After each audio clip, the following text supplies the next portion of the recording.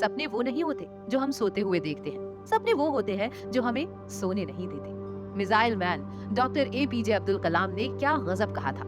हम में से ज्यादातर लोग गोल सेट करते हैं, लेकिन बहुत कम लोगों के गोल्स पूरे हो पाते हैं। इसके पीछे बहुत सारे फैक्टर्स होते हैं जो किसी गोल के पूरा होने या अधूरा रहने के पीछे जिम्मेदार होते हैं। क्यों कुछ लोग सीमित रिसोर्सेज में लिमिटेड टाइम बाउंडेशन में गोल अचीव कर लेते हैं और दूसरे नहीं कर पाते हैं? इसके लिए बहुत सारी थ्योरीज दी गई है, जिसमें सबसे पॉपुलर कॉन्सेप्ट है स्मार्ट गोल कॉन्सेप्ट। 1981 में जॉर्ज डोरन आर्थर मिलर और जेम्स कनिंगम ने एक आर्टिकल में स्मार्ट गोल का कॉन्सेप्ट दिया, जिसमें गोल के सक्सेसफुल होने से रिलेटेड डायमेंशन को 5 कीवर्ड में समेट दिया। आज पूरी दुनिया में, खासतौर पर कॉर्पोरेट वर्ल्ड में, ये बहुत तेजी से पॉपुलर हो रहे हैं। एस स्पेसिफिक, यानी गोल को स्पेसिफिकली वेल डिफाइंड, क्लियर और स्पेशल होना चाहिए, जो उसे एक अलग इंपॉर्टेंस देता है। इसे गोल पर फोकस करने में आसानी होती है और उसके लिए मोटिवेशन भी मिलता है। गोल के स्पेसिफिक होने से भटकाव की स्थिति से बचा जा सकता है। खास तौर पर जो गोल कंपटीशन होता है, उसमें हम स्पेसिफिक गोल को प्रायोरिटी देते हैं। ये बेसिक नेचर है। एग्जाम्पल के तौर पर हम देख सकते हैं कि एक यूपीएससी की तैयारी करने वाले एस्पायरेंट जब बैकअप के तौर पर स्टेट पीसीएस या वनडे एग्जाम भी देता रहता है, तो हर एग्जाम के पहले उसका फोकस डिस्ट्रैक्ट होने के पूरे चांस रहते हैं। लेकिन अगर उसने अपना फोकस यूपीएससी पर ही रखा है, तो ये स्पेसिफिक गोल उसे भटकाव से बचाएगा और उसमें कंटिन्यूटी, पेशेंस और हार्ड वर्क बनाए रखेगा। एम मेजरेबल, यानी कि ऐसा गोल जिसे मेजर किया जा सकता है। मेजर करने के लिए एक निश्चित पैमाना होना चाहिए, जैसे प्रोग्रेस कहाँ तक पहुंची, कितने % काम हुआ। कंपैरेटिव स्टडी भी की जा सकती है।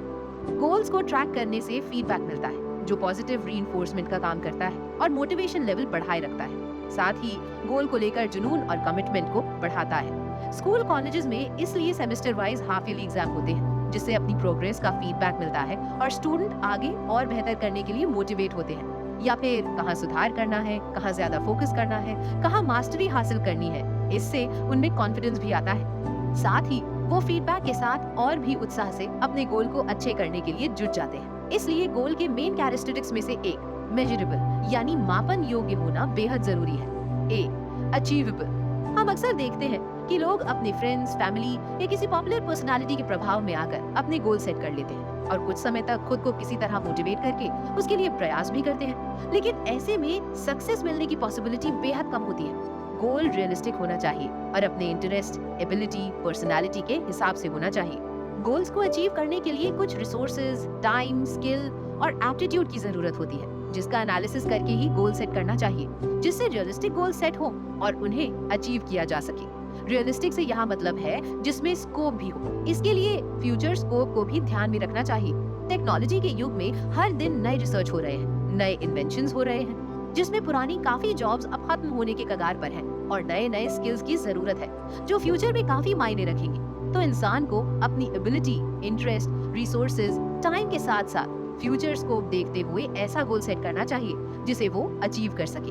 हर इंडिविजुअल यूनिक होता है और उसकी यूनिक कैरेक्टरिस्टिक्स होती हैं, जिसके आधार पर किसी एक स्पेसिफिक फील्ड में बेस्ट कर सकता है, तो उसे उसी हिसाब से गोल सेट करना चाहिए जो उसके लिए अचीव करना आसान हो। जैसे आर्टिस्टिक अप्रोच वाले इंसान को अगर कॉन्क्रीट जॉब जैसे क्लरिकल काम करना हो, तो उसके लिए ये अचीवेबल नहीं है। इसमें वो एवरेज ही परफॉर्म कर सकता है, जबकि आर्टिस्टिक फील्ड में बेस्ट दे सकता है और उससे रिलेटेड गोल को अचीव करने के चांसेस और प्रोबेबिलिटी उसके पास ज्यादा होगी।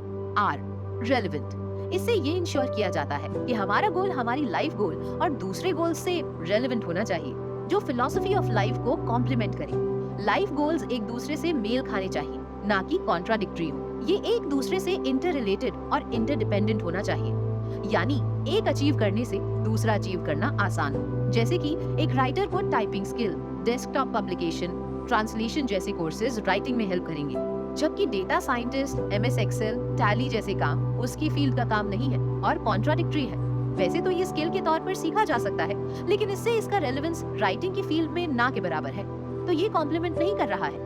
एक और एग्जाम्पल इस तरह से ले सकते हैं, जैसे किसी को बिजनेस स्टार्ट करना है और वो किसी जॉब के लिए प्रिपरेशन करे जो कि बिजनेस से बिल्कुल अलग हटकर है, तो ये इररेलेवेंट गोल होगा।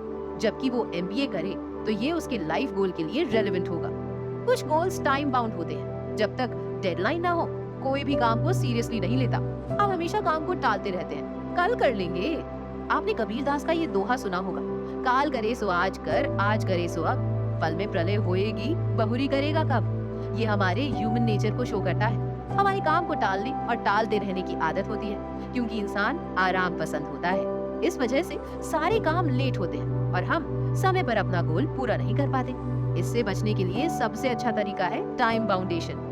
जब एक डेडलाइन सेट हो जाती है, तब वो मॉडरेट लेवल का स्ट्रेस माइंड पर डालता है, जिससे इंसान को मोटिवेशन मिलता है और वो काम को करने के लिए कोशिश करता है।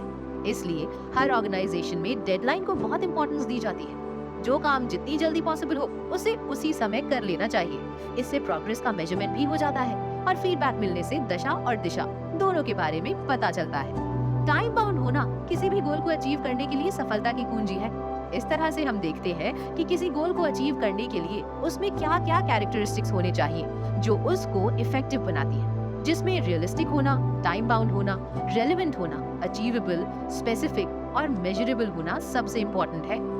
जब हम इस तरह के गोल बनाते हैं और उस पर पूरी गंभीरता के साथ प्रयास करते हैं, तो उसके सफल होने के चांस काफी ज्यादा बढ़ जाते हैं।